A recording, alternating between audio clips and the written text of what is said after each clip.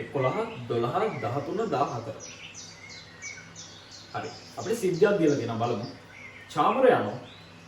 පාසල් ළමුන් ප්‍රවාහනය කරන බස් රථ රියදුරු. පාසල් නිමා වී බස් රථයට ගොඩ වූ ළමුන් චාමරට පැවසුවේ අද ළමා අපචාර මගින් ආරක්ෂා වීම සම්බන්ධව වැඩසටහනක් පාසලේ පැවැත්වූ බවයි. එම බස් රථයේ සිටි නිරාශා සිසුවියගේ උපන්දිනය ඉදින බැවින් ඇයගේ බෑගයේ තිබූ චොක්ලට් එකක් චාමර රියදුරාට දුන්නේ සිනාමුසු මුහුණේ. චාමර විසින් ළමුන්ට සපුරනු ලබන අවශ්‍යතාවය කුමක්ද? චාමර කියන්නේ බස් රථ රියදුරේ. මෙයා කරන්නේ සිසුන්ව ඉස්කෝලේට ගෙනත් දානවා ආයේ ඉස්කෝලෙන් අරගෙන යනවා. අපි දන්නවනේ ඒක. එතකොට මෙයා සපුරන අවශ්‍යතාවය මොකද්ද? ප්‍රවාහන අවශ්‍යතාවය. එතකොට අපිට දෙවන උත්තරය තමයි ගන්න වෙන්නේ. ප්‍රවාහන. ආරක්ෂාවක් නෙමෙයි, විනෝදයක් නෙමෙයි, ආහාරයක් නෙමෙයි. ඊට පස්සේ 12 ළමුන් පාසලේදී සපුරාගත්තේ පැවසෙන්නේ කුමන අවශ්‍යතාවයකද? හරි.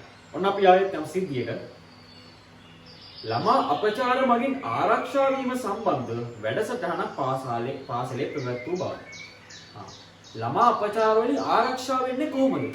මේක තමයි අපිට තිබිලා තියෙන වැඩසටහන. ඇත්තටම බැලුවොත් මෙතනදී වෙලා තියෙන්නේ ආරක්ෂාවක්ද? අවශ්‍යතාවය. ආරක්ෂාවක්ද? මොකද හිතෙන්නේ? මෙතනදී වෙලා තියෙන්නේ ආරක්ෂාව. එහෙම නැත්නම් මේ ආරක්ෂා වෙන්නේ කොහොමද කියලා උගන්වපු එක. ඒ කියන්නේ අධ්‍යාපනයක්. එහෙම නැත්නම් දැනුමක් තමයි දීලා තියෙන්නේ. ළමා අපචාර වලින් අපි ආරක්ෂා වෙන්නේ කොහොමද? මේක තමයි අපිට උගන්වලා තියෙන්නේ. එතකොට මේක අධ්‍යාපනයට තමයි අයිති වෙන්නේ. අධ්‍යාපනය කියන අවශ්‍යතාවය තමයි සැපිරලා තියෙන්නේ. ආරක්ෂාවක් නෙවෙයි. තේරුණාද? ඒක අවබෝධ කරගන්න ඕනේ. මේ වගේ ප්‍රශ්න ඔයාලගෙන් අහන්න පුළුවන්. ආරක්ෂාවක් නෙවෙයි සැපිරලා තියෙන්නේ. අධ්‍යාපනය කියන අවශ්‍යතාවය. මේකෙන් ආරක්ෂා වෙන්නේ කොහොමද කියලා ඉගෙනගෙන තමයි තියෙන්නේ.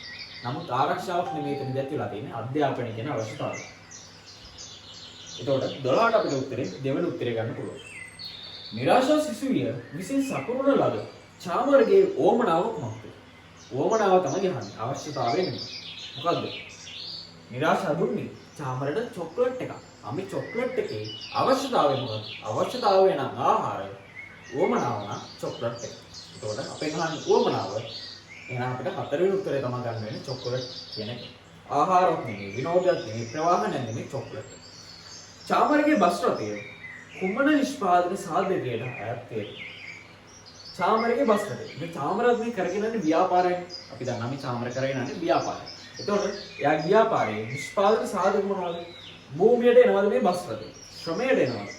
නමුත් ප්‍රාග්ධනය කියන එක අපිට මේ බස් රථය ගන්න පුළුවන්. චාමරගේ ප්‍රාග්ධනය. මේ බස් එක කියන්නේ චාමරගේ ප්‍රාග්ධනය. එතකොට 14ට තුන්වෙනි උත්තරය ගන්න පුළුවන්. ව්‍යවසායගත නෙමෙයි. ව්‍යවසායකයන්ට උදාහරණයක් තමයි චාමර කියන්නේ. චාමර කියන්නේ ව්‍යවසායකයා. හැබැයි මෙතනදී අපි අහන්නේ චාමර නෙමෙයි. චාමරගේ බස් රථයේ කුමන නිෂ්පාදන සාධකයකට අයත් වේද? ප්‍රාග්ධනය. 14ට 3.